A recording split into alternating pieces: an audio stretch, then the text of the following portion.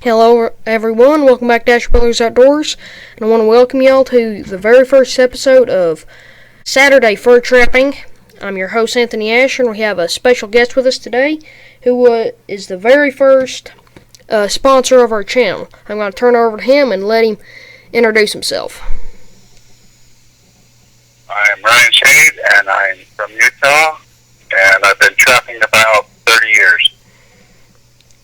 So, how long have you been trapping? Are you a first-generation trapper, or is this something your family's done for generations?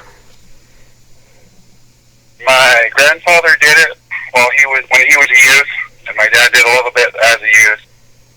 But everything I've learned, I've been self-taught. So I guess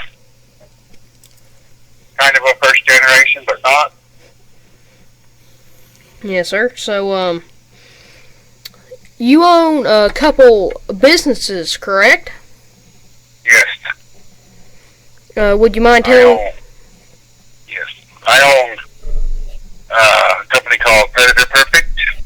It's a trapping supply and predator hunting company. And I also own a fishing tackle company. So, what kind of products do you sell on your Predator Perfect company?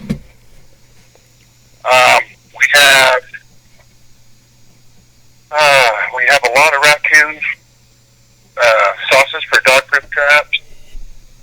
We have a couple that work for pretty much everything. But right now, most of the products we have are geared towards raccoon trapping.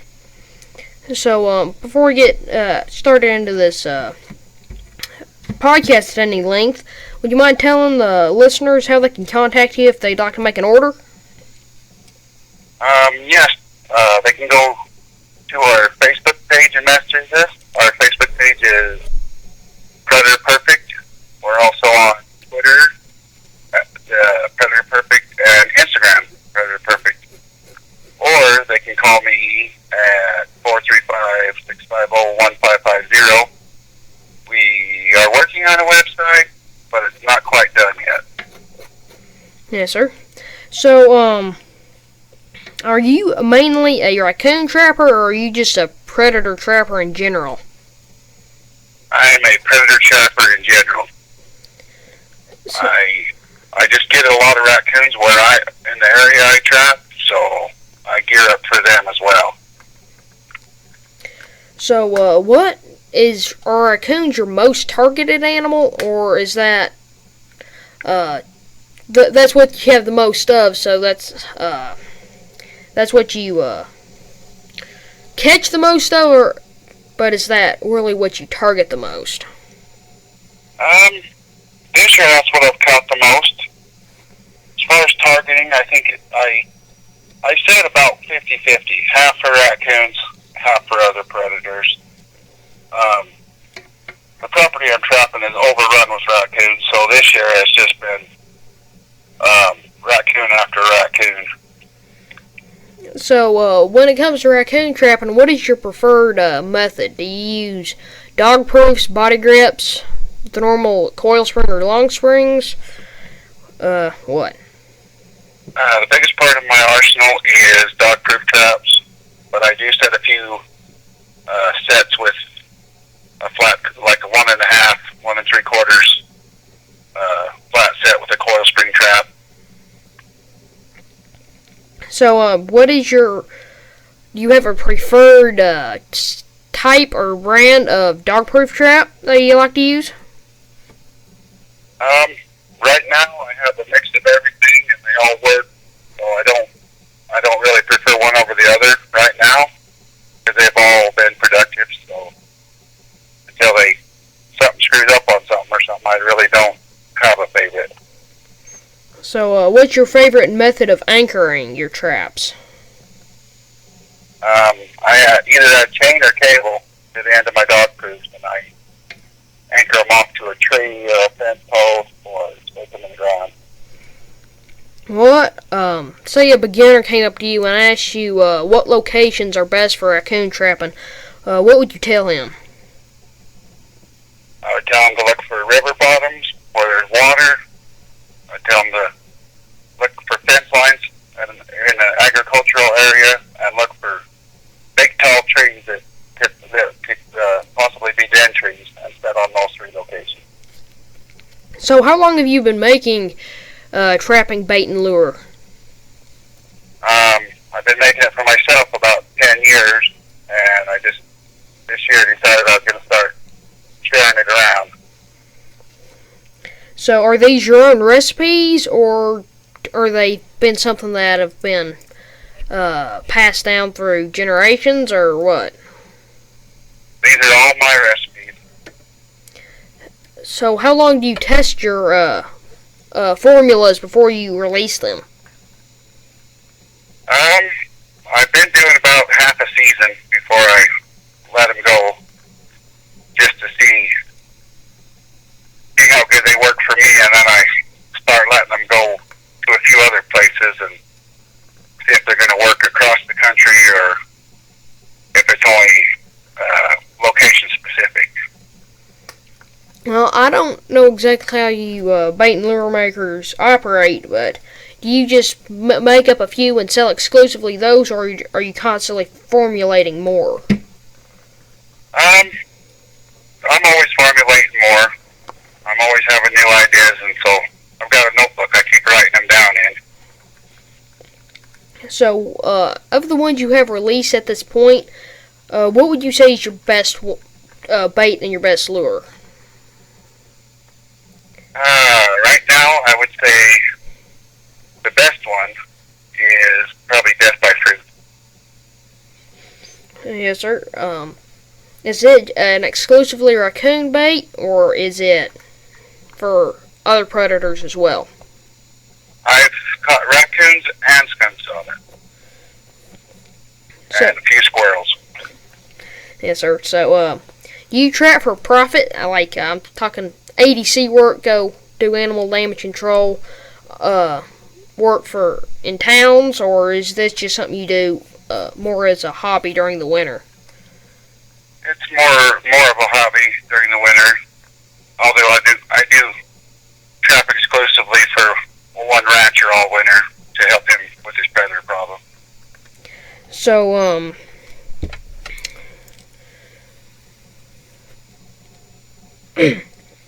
excuse me. So, do you have any prediction about how the raccoon fur market's going? I mean, what do you think? Do you think it's going to go up or down, or stay like it is for a while? I think it might stay this way for a couple of years, but I do think at some point within the next 5 or 6 years it's going to come up. That's my prediction. Right now everything's slow because Napa went out, so everything's low. That's one of the biggest reasons I think coon and everything's lower than normal.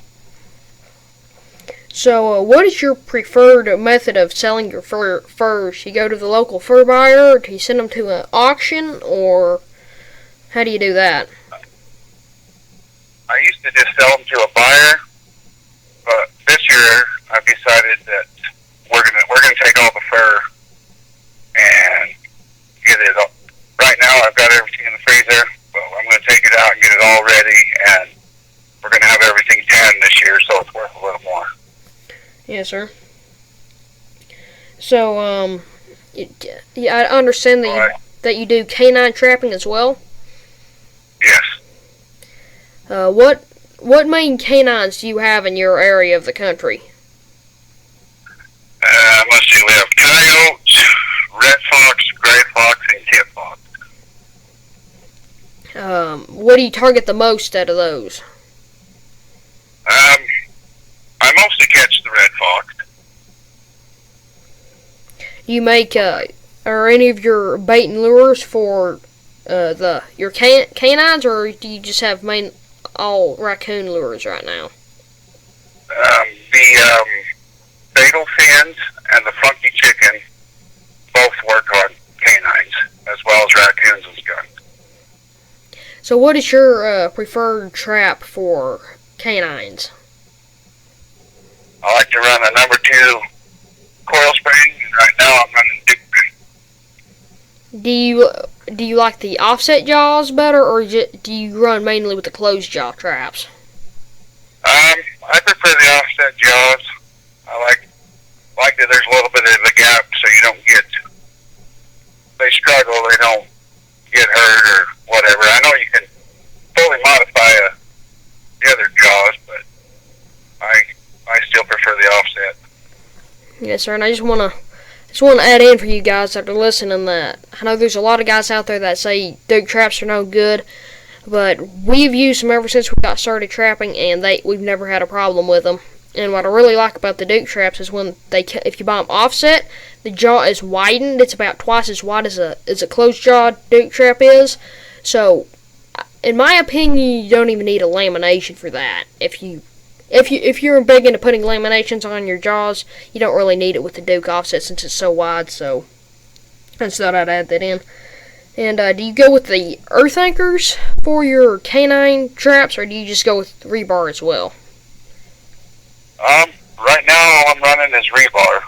I'm hoping next year I want to try to get into the earth anchors. What type are you looking at? I've looked at a few, but right now I'm kind of leaning towards the wolf fang. Yes, sir. So, if I know there's a lot of guys out there that, everybody's got a different opinion on what you need to get started into trapping, but say if somebody wanted to get started just into raccoon trapping and they came to you for help, what would you say would be some mandatory equipment that they would need?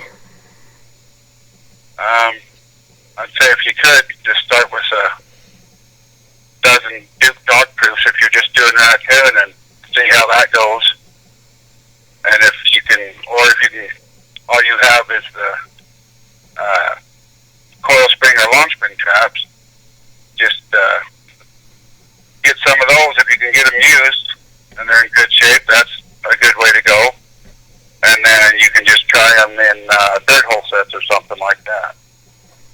So say this person that is coming to you for help, that doesn't have a lot of money, can't really buy much bait and lure. So is there anything you'd recommend to get that, not commercial bait and lure, but something that would work until he has the money to get some actual professionally made attractants? I would tell them if they were using dog proofs or dirt holes, probably the cheapest thing you could go with is stick a sardine in the dog proof or down the hole. Yes, sir. I've heard some guys that say that they would even use canned dog food, like the wet stuff. Have you ever used that? I've never used canned dog food, but I have used, you can buy the dry cat food pretty cheap, and I put that in my set before. So, what anchoring system would you recommend for a beginner? I would recommend that either way you could stake it or wolf fang it would. Either of those would hold a raccoon with no problem. So, what would you say someone would need to get started trapping canines and bobcats? I would pretty much kind of tell them the same thing as far as traps go. Get some number twos if you can find them used. That's the best way to go. If you can't, see if you can save up enough to order half a dozen new and try it from there. As far as equipment goes, your set making equipment, what would you say they would need there?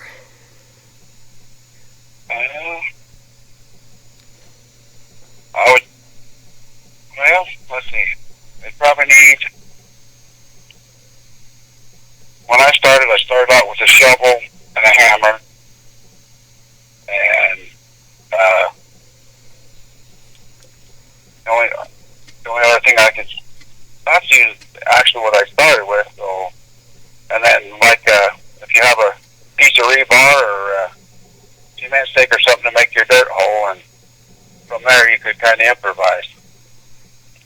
Yes, sir. So, I know there's a lot of guys talking about scent control. Do you think it's necessary when you're trapping canines to boil your traps after each catch, or do you just keep using them until the season's over? I use mine continuously. Unless it's really messed up, I just leave it. And I've had several traps this year that have got different things in them. So, how do you treat your traps? Do you go with the wax and dye, or spray painting them, or how do you do it? I spray paint and wax mine. Have you ever used white spray paint on your DP traps? I haven't tried white yet. So, but I am repainting them all this year, so that's a color that's been mentioned. Yes, sir. So, how do you recommend you bait your DP traps? Well,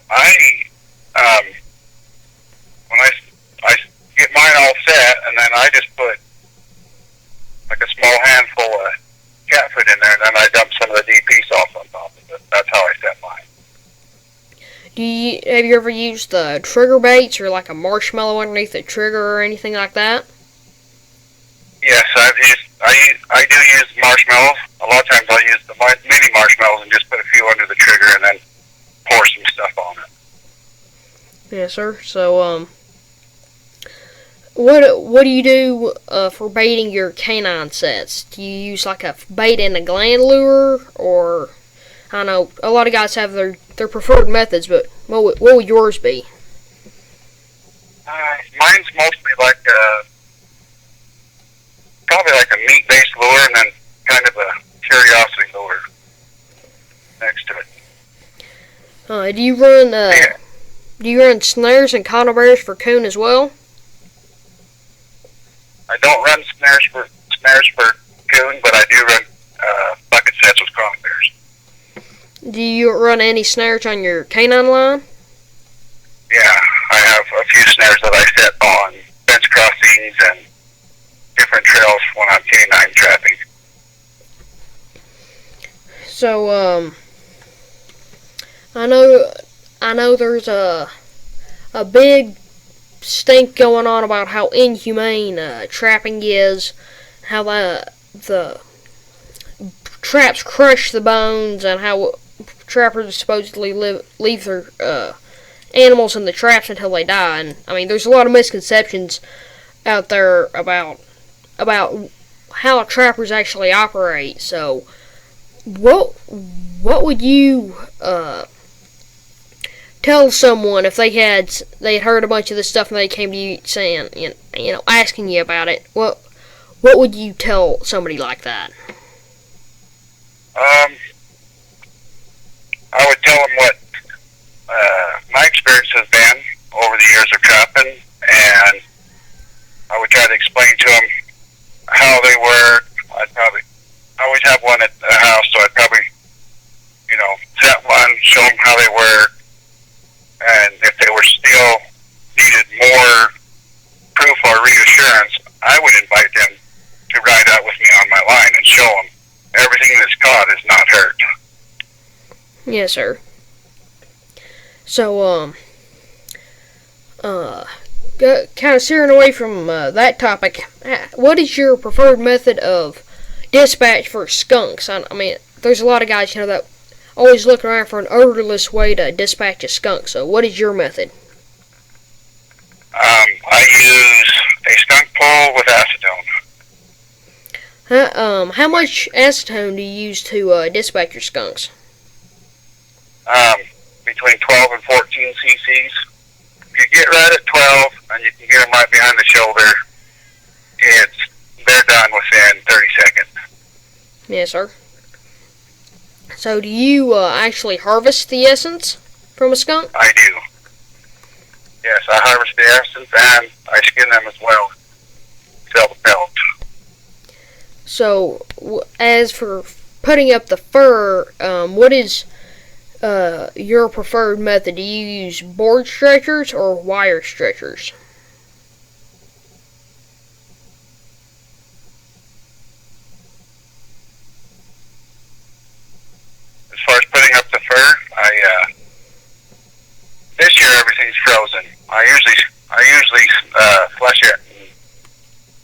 then dry it and sell it to a buyer. But this year I decided to put everything in the freezer, and then when I get ready, I'm going to flush it and send everything to be jammed. So in the past you sold your furs green, unstretched? Yes. So, especially the raccoon, because they've been so low priced. Whatever I could get for them was good. yes, sir. So, how long will your furs keep in the freezer before the hair starts slipping? Usually about 5 months or so. Most everything I have now has only been in there a month and a half, so I'll be getting it out soon and getting the scent off. Will you tell us a bit about that? How do you get the skunk smell out of your skunks? The Say One sprays. How do you get that? How do you remove the odor? Kind of cut out. What was that? Will you talk a little bit about that, and how do you remove the odor from skunks? Say One sprays. How do you get the odor out of it before you put it up? Usually when I kill them with the pole and acetone, they don't spray. But I do take them home and I soak them in a solution in a 5-gallon bucket, and then I let the water run off of them. I'll hang them and skin them, and then when the skin's off, the hide's off the pelt, I'll rewash the pelt in that same solution, and the skunk smell's pretty much gone. Yes, sir. So, I guess that's about all we've got for you today. I'd like to thank you very much for coming with us on our podcast today. So, everyone, hope you enjoyed. Hope you'll go and check out Mr. Shade's products at Predator Perfect on Facebook, or you can contact him with the information you learned at the front of this video, and I will also leave all his contact information at the end of this video. So, Mr. Shade, thank you very much for being with us today. And thanks for having me. Alright, thank you. Uh-huh. Alright, bye.